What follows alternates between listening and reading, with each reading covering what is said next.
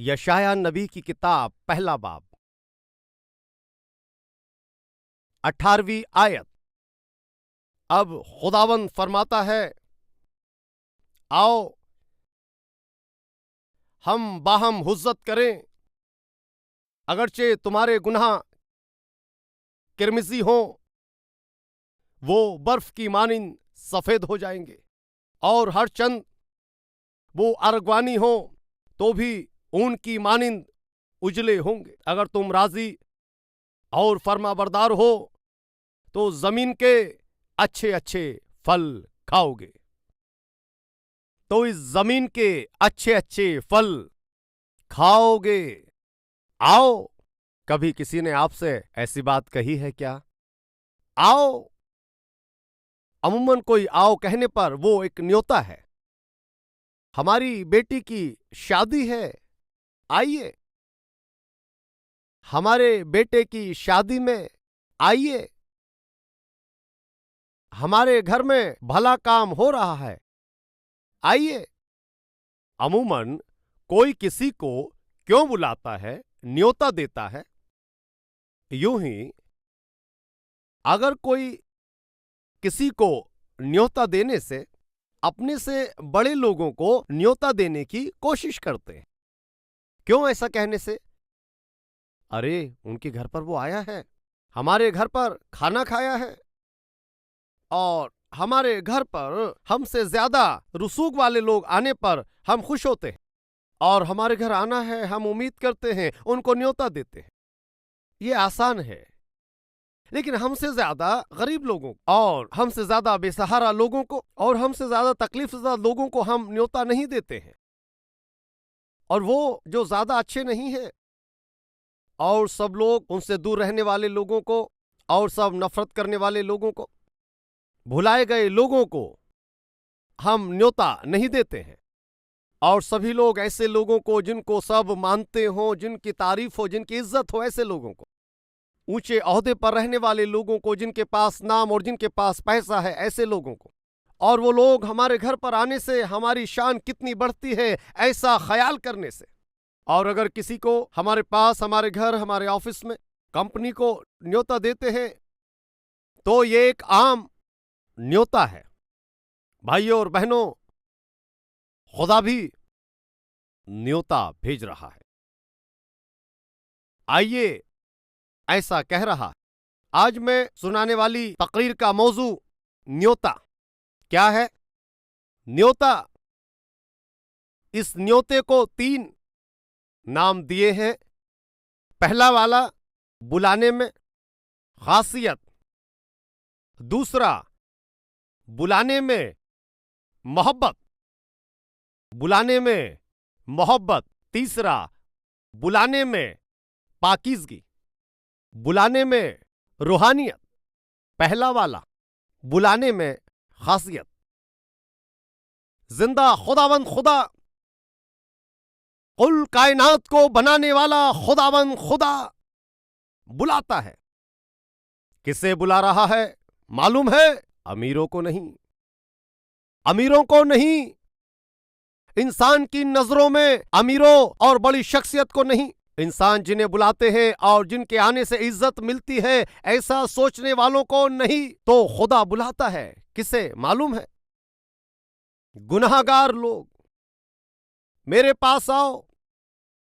हे सब मेहनत कशो और गुनाह से दबे हुए लोगों, हां, मेरे पास आओ।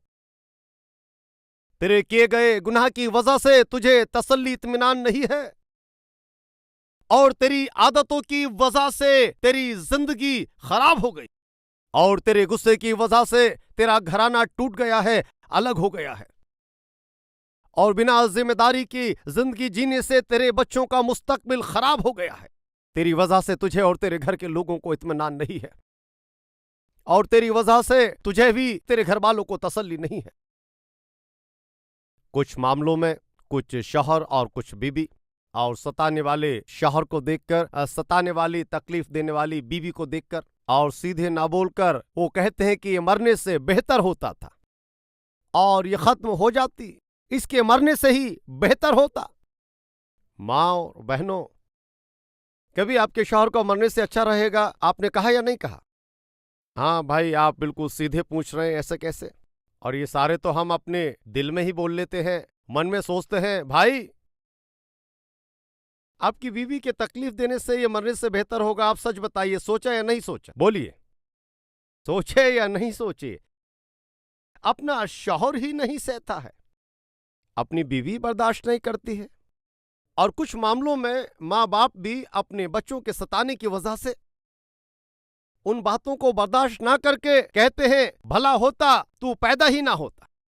बड़ी होशियारी से सुनिए। एक वक्त पर मेरी माँ ऐसे रोती थी, और खुदा की बातों को ना मानने से पहले, खुदा मेरी जिंदगी को छूने से पहले मेरी माँ क्या कहकर रोई मालूम है? इसको पैदा ना होने से ही अच्छा था। उस तरह की जिंदगी मैंने बिताई है, और इस तरह के लड़कों की तरह मेरी जिंदगी गुजरी है। लेकिन कितना भला हमारा खुदा है। और अपने माँ और बाप ऐसा कहते हैं, ये पैदा ना होने से बेहतर था। अपना शौहर, अपनी बीवी, ये ना होने से अच्छा था। अगर मुझे अगली बार पैदा होना पड़े तो इस तरह से माँ और बाप होने पर कोई बालक पैदा नहीं होगा। ऐसा कहने वाले बालक नहीं है क्या? बिल्कुल है। बार बार आप लोग बच्चों के सामने ही लड़ते हुए, बार बार अपने बालकों के सामने ही बुरा बोलते हुए, और वो स्कूल जाकर वापस आते ही एक दूसरे के बाल पकड़कर और एक दूसरे को पीटते समय वो बच्चे देख ना पाते हुए इससे नफरत, कहते हमने कैसे इस बुरे घर में पैदा हुए। और इस तरह से कोई बालक अपने माँ और बाप को देखकर ऐसा कहने से कितनी बदनसीबी है क्या? बिना जिम्मेदारी के जीने वाले माँ और बाप, बच्चों के आगे ही झगड़ने वाले शौहर और बीवी, परिवार में इज्जत ना रहकर, मेल मिलाप ना रहकर, इज्जत ना रहकर, मोहब्बत ना रहकर, बच्चों के सामने ही बिना रूहानियत के झगड़ा करने वाले शौहर कोई है क्या? बीवी कोई है क्या?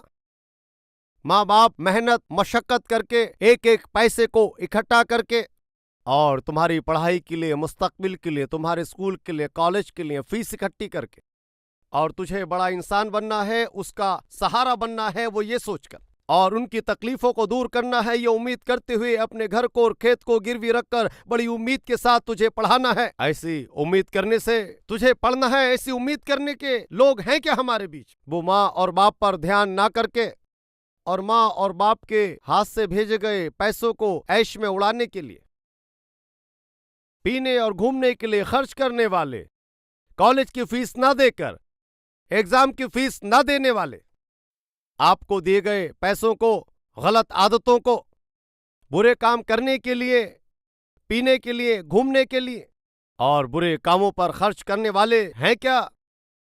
और तेरी माँ सोचती है कि तू अच्छी तरह से स्कूल जाती है, कॉलेज जाती, तू अच्छी तरह से पढ़ाई कर रही है, ऐसा तेरी माँ सोचती है। लेकिन तुझे अच्छी तरह मालूम है तू पढ़ाई ना करके कहां पर घूमती है, किसके साथ घूमती है, और तू कैसे घटिया काम कर रही है, तुझे अच्छी तरह से पता है। तू अपने माँ बाप को धोखा दे रही है, अपने शौहर को धोखा दे रही है, अपनी बीवी को धोखा दे रहा है, और कोई गुनाह की जिंदगी की आदत बनाकर और कोई गुनाह की जिंदगी का गुलाम बनकर आज अपने घर के लोग ही नफरत करने के लिए तैयार हो गए हैं। लोगों में इज्जत और शोहरत को खोकर जी रहा, और तेरी बीवी सोचती है इस वक्त मेरा शौहर घर न आने से अच्छा होगा। हाँ, क्योंकि तू घर आने पर एक शैतान की तरह सुलूक करता है, और तेरे बच्चे सोचते हैं शायद आज मेरा बाप घर नहीं आने से ही अच्छा होगा। क्यों? क्योंकि घर आने पर तू एक जानवर की तरह सुलूक करता है। एक बहन आकर रोते हुए क्या बोली मालूम है? पादी साहब, छोटा कमरा, रसोई की तरह एक कोने में रहते हैं। मैं और 2-3 बच्चे हैं, और मेरा शौहर घर आते आते पीकर आता है, और वो पीकर आकर हमने खाना खाया या नहीं खाया, बच्चों ने खाना खाया या नहीं खाया, इस पर ध्यान नहीं देता है, और वो पीकर आकर उस छोटे से कमरे में हमारे बीच में सो जाता है, और हाथ और पैरों को फैलाकर सोता है, और कमरे के बीच में सो जाता है। मैं और मेरे बच्चे एक कोने में जाकर हाथ और पैरों को सिकोड़ कर सोते हैं, और मेरे बीवी हैं, बच्चे हैं, उनको भी सोना है, जगह चाहिए, सोच करके उनको भी जगह चाहिए, उसको ऐसा ध्यान ही नहीं रहता है। और वो घर आते ही बर्तनों में झांक कर देखता है, कुछ रहने से वो सब खा लेता है और कुछ नहीं छोड़ता है। और बच्चे कुछ देर खेलने के लिए पड़ोसी के घर गए और उस पीने वाले को अगर मैं कहूं कि सुनो बच्चों ने अभी नहीं खाया है, अगर मैं ऐसा कहूं तो वो मुझे मारेगा। और वो खा पी कर सोने से इस दरमियान बालक आने पर और खाना मांगने पर मेरे दिल को बहुत चोट पहुंचती है। क्यों ऐसा? जो बच्चों के लिए था मेरे शौहर ने उसको खा लिया, और ऐसा वाला शौहर घर न आने से ही हमें अच्छा लगे। क्यों ऐसा? और कम से कम बच्चे पेट भर तो खाएंगे। कितनी बदनसीबी है, कितनी तकलीफें हैं। अपने बालकों को ही ना पालने वाले माँ और बाप, और अपनी बीवी पर ध्यान ना देकर अपनी मर्जी के मुताबिक पीने और घूमने वाला शख्स, और कितना बुरा इंसान है। इस तरह से बात करने पर भाई कुछ लोगों को चुभ सकता है। आप जो कह रहे हैं ये मेरी जिंदगी की हकीकत है, सच है। मैं ऐसे वाला इंसान हूं, हकीर हूं, लेकिन मैं क्या करूं? पीने का गुलाम बन चुका हूं, घूमने का गुलाम बन चुका हूं। मेरी बीवी से प्यार करने का दिल मुझ में है, मेरे बच्चों को पढ़ाना है ये दिल मुझ में है, माँ बाप की बातों को सुनना है ये मुझ में है, लेकिन मैं गुनाह के जाल में फंस गई हूं। उन गुनाह की आदतों का गुलाम बन चुका हूं, इसलिए पढ़ाई में नाकामयाब हो गया हूं, इसलिए जिंदगी में गिरता जा रहा हूं। मेरे जैसा हकीर इंसान बदलेगा क्या? और मेरे जैसा इंसान ठीक होगा क्या? मेरा घराना बच जाएगा क्या? और इस तरह से मेरे घराने को बांधने वाला और मेरी जिंदगी को बदलने वाला, मेरी जिंदगी को ठीक करने वाला इस दुनिया में है क्या? तुम इस तरह से सवाल करने पर मेरा खुदा कह रहा है मैं हूं तुझे बदलने के लिए, चाहे तू कितना खराब होने से और गिरने पर भी। मैं हूं, तुझे बुला रहा हूं। आ, मैं कहता हूं तुम्हारे गुनाह चाहे किरमिजी रंग के हो, और तू कितना भी बड़ा गुनाहगार होने पर, कितना भी बड़ा गिरा हुआ होने पर, और कितना ही फितरती और खराब इंसान होने पर भी तुझे बदलने के लिए मैं हूं। मैं तुझे बुला रहा हूं। किससे बुला रहा है खुदा? गुनाहगारों को। वो कहता मैं गुनाहगारों को बुलाने आया हूं। यशायाह नबी की किताब में एक और बात है, 55 बाब, पहली 3 आयतें मैं पढ़ता हूं। हे सब प्यासो, पानी के पास आओ, और वो भी जिसके पास पैसा ना हो, आओ मोल लो और खाओ। हाँ आओ, मैं और दूध बेजर और बेकीमत खरीदो। तुम किस लिए अपना रुपया उस चीज के लिए जो रोटी नहीं, और अपनी मेहनत उस चीज के वास्ते जो आसूदा नहीं करती खर्च करते हो? तुम गौर से मेरी सुनो, और वो चीज जो अच्छी है खाओ, और तुम्हारी जान फरहबी से लज्जत उठाए।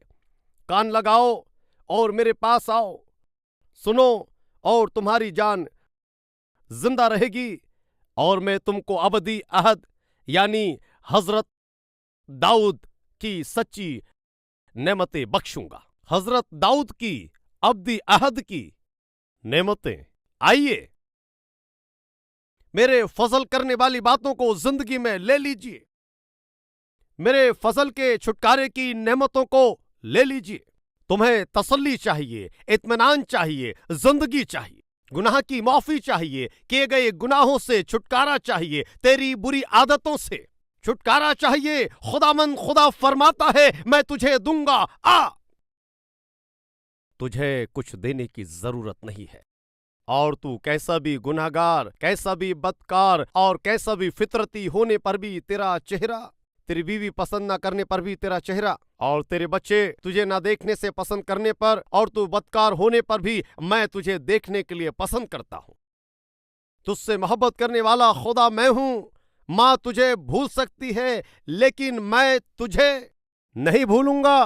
तू आ। बुलाने में खासियत। क्यों ऐसे? क्यों ऐसे? वो अमीरों के लिए दुनिया में नहीं आया, और रास्तबाजों के लिए भी वो नहीं आया। वो गुनाहगारों को बुलाता है। तो फिर आज गुनाह न करने वाले हमारे दरमियान कोई है क्या? पादी साहब, मैंने कभी कोई गुनाह नहीं किया, जिंदगी में कभी कोई गलती नहीं। दुनिया में जितने लोग हैं उन सबसे ज्यादा मैं खरा हूं, ऐसा कहने वाले कोई है क्या? ऐसे बोलने वाले कोई है क्या? कोई बेगुनाह यहां है क्या? गुनाह करने वाला हर एक शख्स गुनाह का गुलाम है, ऐसा कलाम में लिखा है। तो हम में से कितने लोग ये मानते हैं कि मैं गुनहगार हूं? कहने वाले अपने हाथ दिखाएंगे क्या? तो तुम्हें ही खुदा बुला रहा है, आ बेटे आ, तेरा सारा बही खाता मैं सेटल कर देता हूं, और तूने बचपन से लेकर अब तक जो गुनाह किए हैं उसे माफ कर देता हूं। आ, बुलाने में खासियत, खुदावन गुनहगारों को बुला रहा है, वो खराब लोगों को बुलाता है, गिरे हुए लोगों को बुला रहा है। इसलिए उसके बुलावे में खासियत है। इस बुलावे को सुनकर और कितने लोग आज आगे आते हैं, उन सबको खुदावन आज कुछ सबक देने वाला है। एक कंपनी है, उस कंपनी में बहुत से लोग नौकरी करते हैं। कंपनी का जो मालिक एक अच्छा इंसान है, और नौकरी करने वालों को उनको एक मौका दिया है कि आपके पास तंगी आने से, तकलीफ आने पर, और बाहर जाकर 10 रुपए 5 रुपए सूद पर रकम मत लीजिए, एडवांस में कुछ तनख्वाह लीजिए और बिना सूद के ही आप वो पैसे लौटा दें। ऐसा कहकर उस मालिक ने एक मौका दिया है।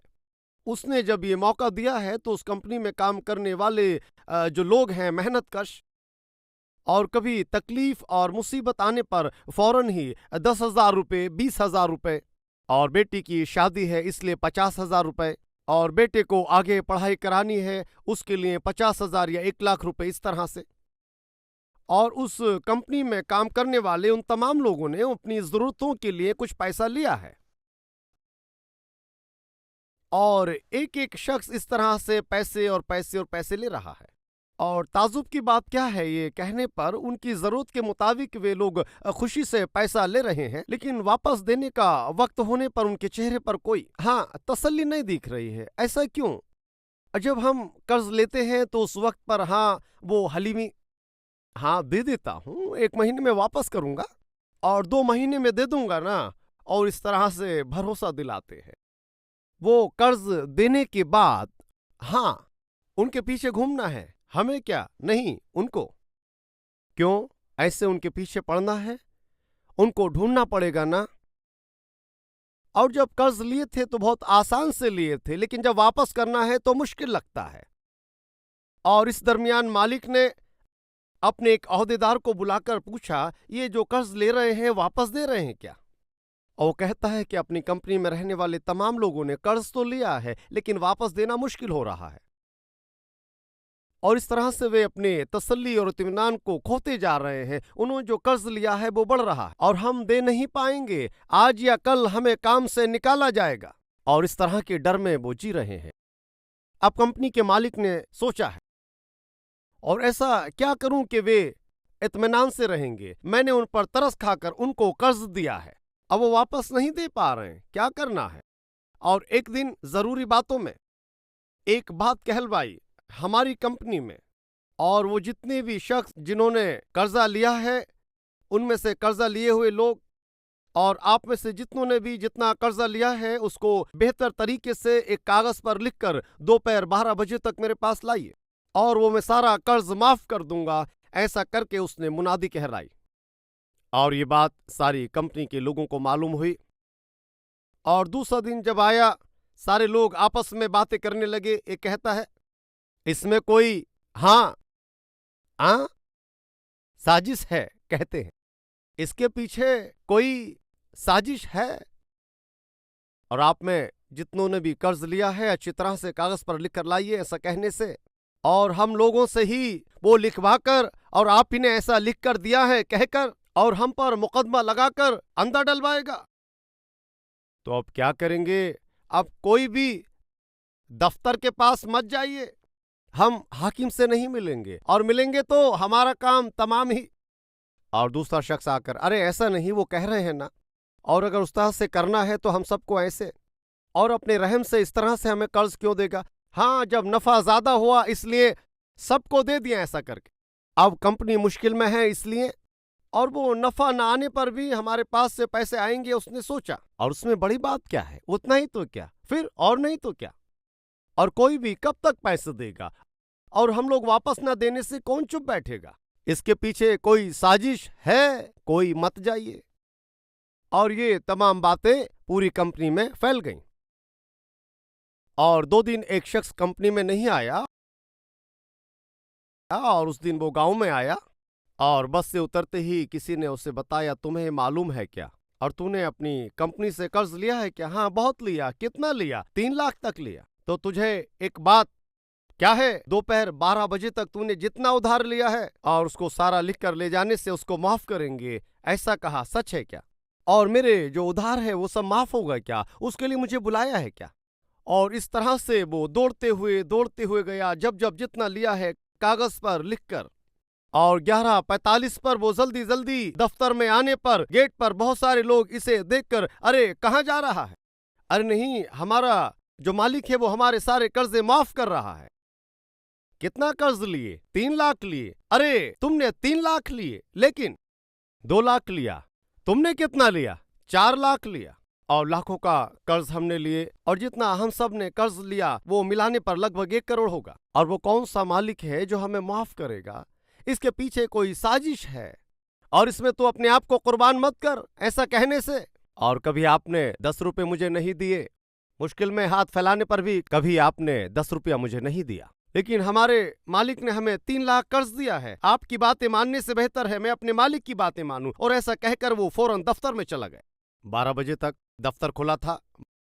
12 बजे के बाद दफ्तर बंद हुआ और ये अंदर चला गया। बाकी सब लोग बाहर रहे। अंदर जाने पर मालिक ने कहा, साहब, बिना मालूम किए हमारी मुश्किलों को हल करने के लिए और कर्ज देने के लिए आप आगे आए, और आपकी उन तमाम बातों को देखकर और हमें जब भी मुश्किलातें आई हम कर्ज लेते गए। मैंने 3 लाख कर्ज लिया और उसको वापस देने की क़ुव्वत तो मेरे पास नहीं है। फिर से आपने बुलाया है। आज 12 बजे तक हमने जितना भी लिया था उसको कागज में लिखने से, और उसको मैं रद्द करके दस्तखत कर दूंगा, ऐसा आपने कहा है ना? और आप पर भरोसा करके फौरन ही मैं अंदर आ गया। मैंने जितना कर्ज लिया है मैंने इस कागज पर लिख दिया है। और उस मालिक ने उस कागज पर लिखे को देखा और उसने कलम लिया। 1 रुपया भी तुम्हें देने की जरूरत नहीं है, मैं तुम्हारा सारा कर्ज माफ कर रहा हूं। माफ कर दिया। उस गरीब शख्स की आंखों से आंसू बहने लगे। हुजूर, मैं जिंदगी भर मशक्कत करने के बाद भी इस कर्ज को दे नहीं पाऊंगा, और इस कर्ज को कैसे वापस करना है मैं तड़फता रहा, और कैसे आपने माफ किया और कितनी आसानी से मेरे बोझ को खत्म कर दिया। और जिंदगी भर मैं आपके एहसान को नहीं भूलूंगा, मेरा घराना ये नहीं भूलेगा। और इत्मीनान से, खुशी से वो दफ्तर से बाहर आ रहा है और आंखों से अश्क बह रहे हैं।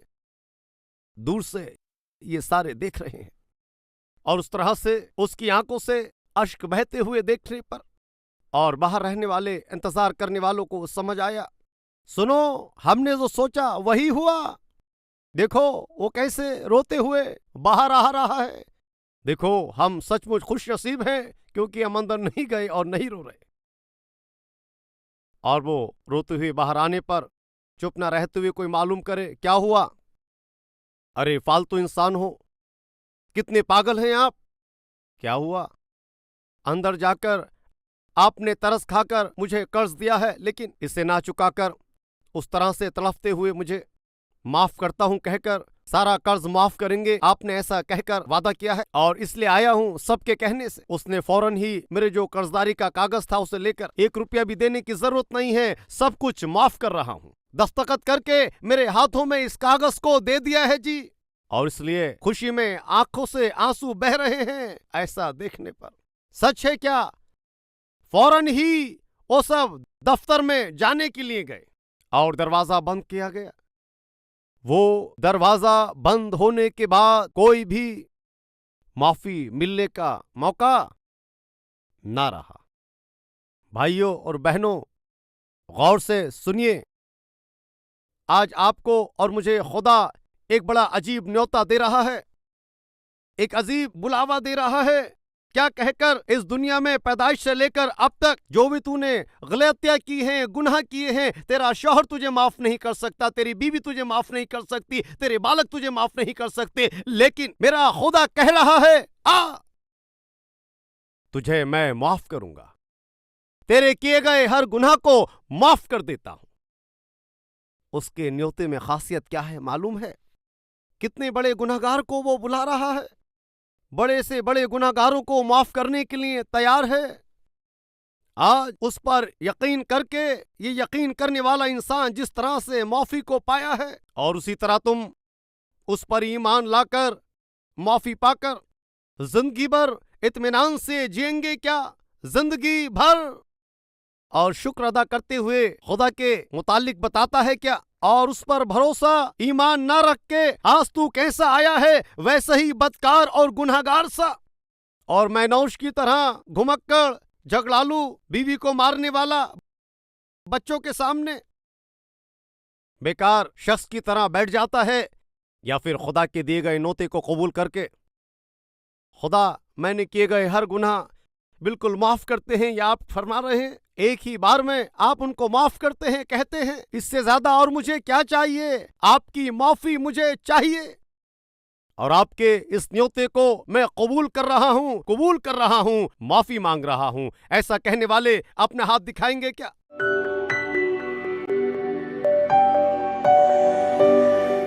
हमारे पाक खुदावंद खुदा, पूरी तरह से ये कलाम जो हमें मिला है, आपने गहरी सच्चाइयों को हमें बताया है, और बताए गए इस कलाम के मार्फत हमारी जिंदगियों को धो दिया है। अनगिनत हजारों लोग और उनकी पुरानी जिंदगी के लिए माफी मांगकर खुदा मुझे माफ कर ऐसे कह रहे हैं। खुदावन ऐसे कहने वाले हर एक शख्स को माफ कीजिए, किए गए हर गुनाह को माफ कीजिए, एक कीमती छुटकारे को, और आपने हम कुल इंसानियत के लिए किया है आपके फजल के सबब से मिलने वाली माफी। जो मांगते हैं उन सबको अता करें, अपने फजल से सबको पाक कर दे, नया बनाइए, पाक कर दीजिए, और अब से पाकीज़गी में जिंदगी जीने की क़ुव्वत दीजिए। अपने पुराने चाल चलन को पूरी तरह से छोड़कर एक नई जिंदगी की शुरुआत के लिए फजल और रहम करें। आपको ही सारी इज्जत और जलाल हम देते हुए ईसा अल मसीह के वसीले से मांगते हैं खुदा, आमीन। हमारा पता Calvary, post box number 30, Kukatpally, Hyderabad 72।